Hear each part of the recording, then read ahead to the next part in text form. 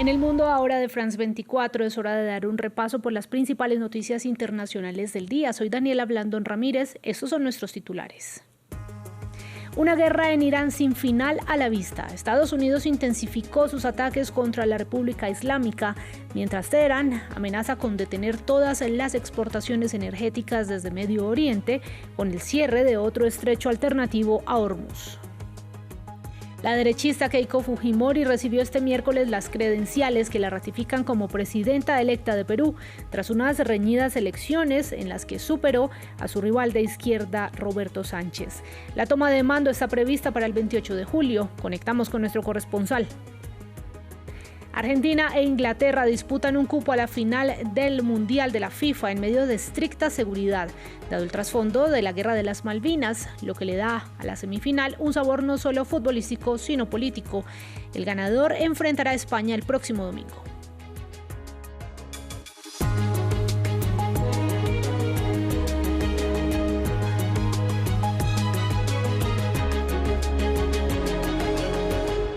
Vamos a comenzar este informativo hablando de la guerra en Irán, que se recrudece y se aleja cada vez más de un frágil acuerdo provisional para ponerle fin. Estados Unidos reimpuso un bloqueo naval en el estrecho de Hormuz e intensificó su campaña de ataques aéreos este miércoles en represalia por los atentados de Teherán contra buques que intentaban cruzar el estrecho de Hormuz. Uno de ellos alcanzó un cuartel del ejército iraní, causando la muerte de al menos 7 soldados y decenas de heridos, según el Ministerio de Salud. Con Hormuz bloqueado, Irán ha dado señales de que podría utilizar a sus aliados hutíes en Yemen para cerrar el estrecho de Bab el-Mandeb, otra de las arterias energéticas más vitales del mundo. El informe es de Diego Bazzani. ¿Será Bab el-Mandeb el próximo objetivo del eje chiita? Según la agencia estatal IRNA, la Guardia Revolucionaria de Irán amenazó con intentar atacar otros pasos comerciales diferentes al estrecho de Hormuz, en represalia contra Estados Unidos por el regreso de los operativos militares contra objetivos en su territorio.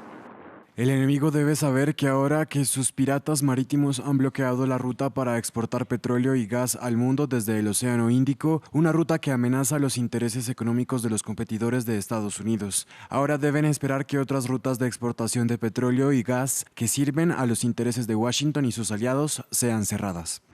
Advertencias que llegan luego de que uno de los líderes del ala política de los hutíes, milicia chiita yemení aliada de Irán, afirmara que si continúan los ataques de Arabia Saudita avalados por Estados Unidos contra los territorios controlados por sus tropas, están contemplando interrumpir el tráfico de buques por Bab el-Mandeb. Este importante paso marítimo, ubicado entre las costas de Yemen y el este de África, se ha convertido en una alternativa para exportar petróleo para los países del Golfo ante los reiterados cierres del estrecho de Hormuz.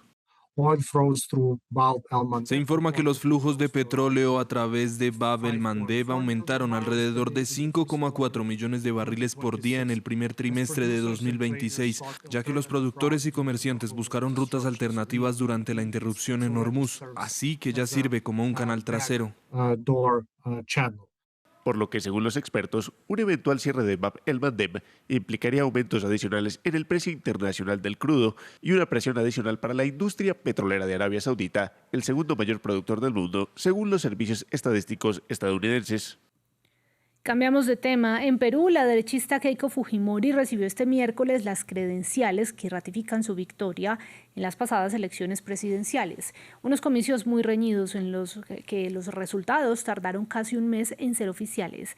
Para conocer detalles, conectamos con nuestro corresponsal en Lima, Francisco Zacarías. Francisco, muy buenas tardes para usted. ¿Cómo transcurrió esta ceremonia? Buenas tardes. Centenares de simpatizantes del fujimorismo se congregaron en los exteriores del Gran Teatro Nacional de Perú para seguir a través de una pantalla gigante la entrega de credenciales a la flamante presidenta electa de este país, Keiko Fujimori. Al interior, Fujimori vestida con un conjunto de sastre color blanco, un color, dicho sea de paso, que le ha acompañado en esta jornada electoral. Junto a sus vicepresidentes Luis Galarreta y Miguel Torres, recibieron las credenciales de las máximas autoridades electorales de este país.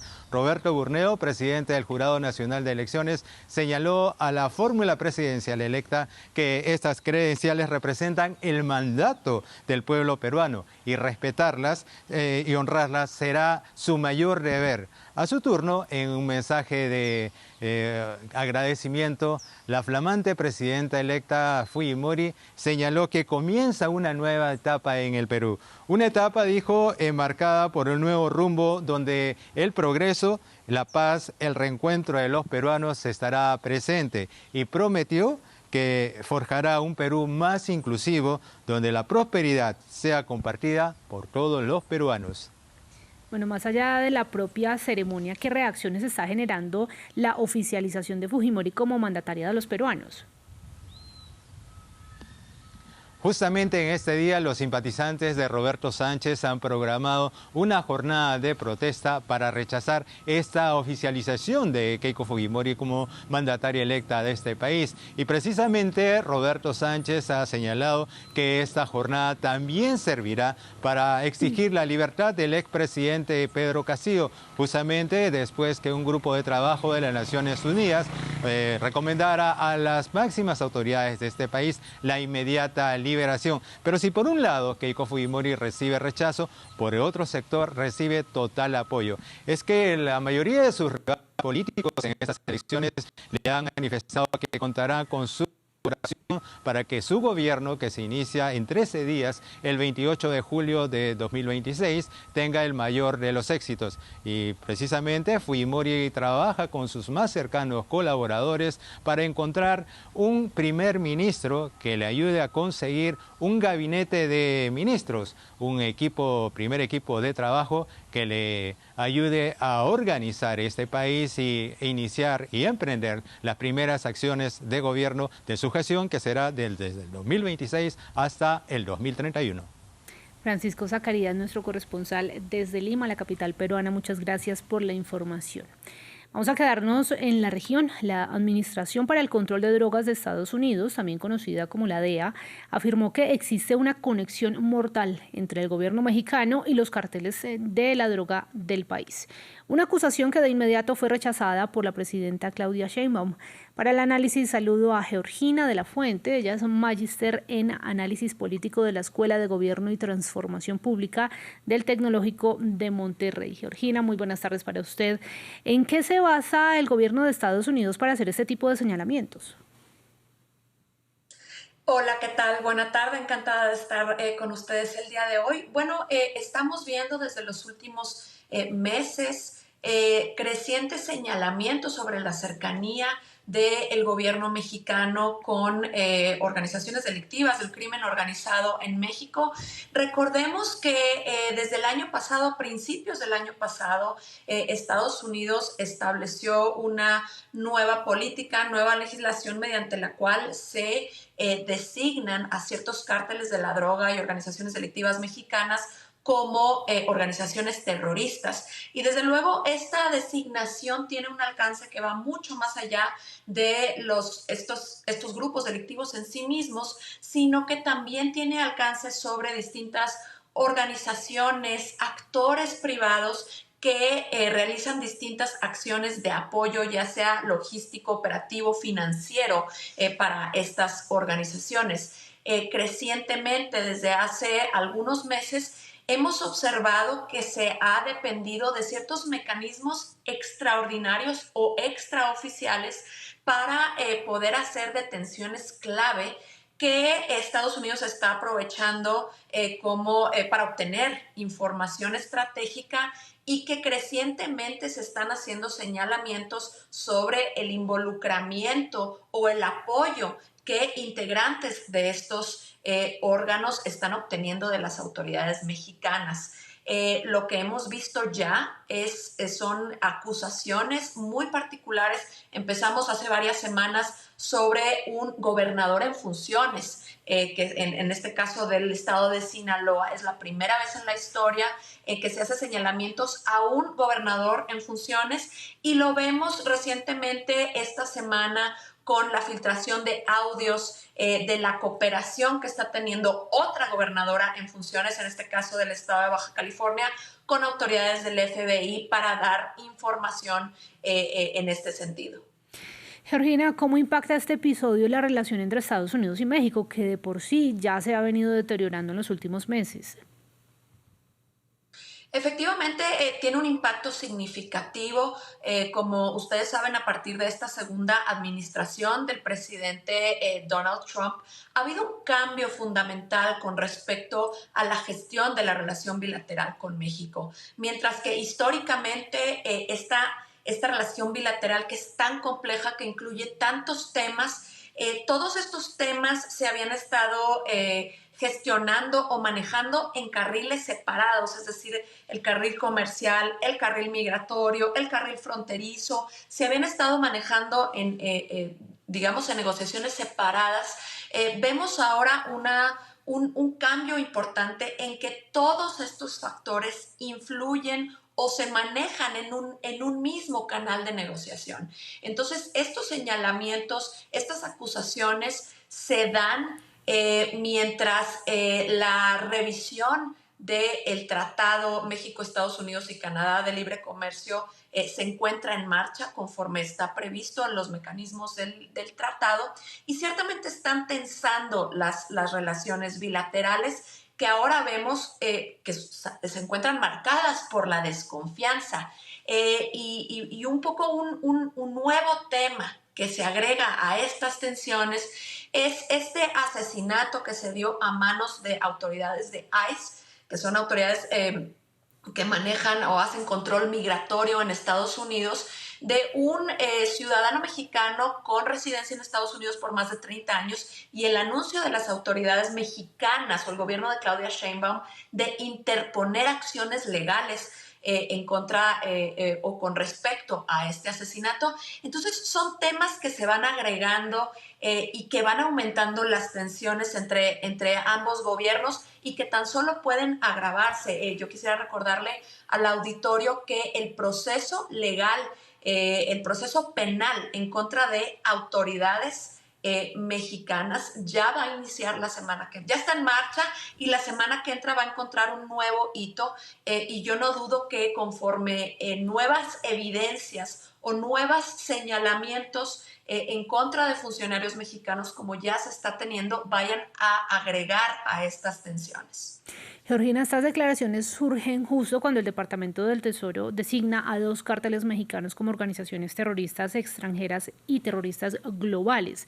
¿Qué implicaciones tiene esto no solamente para las relaciones diplomáticas, que ya lo venía hablando, sino en el terreno?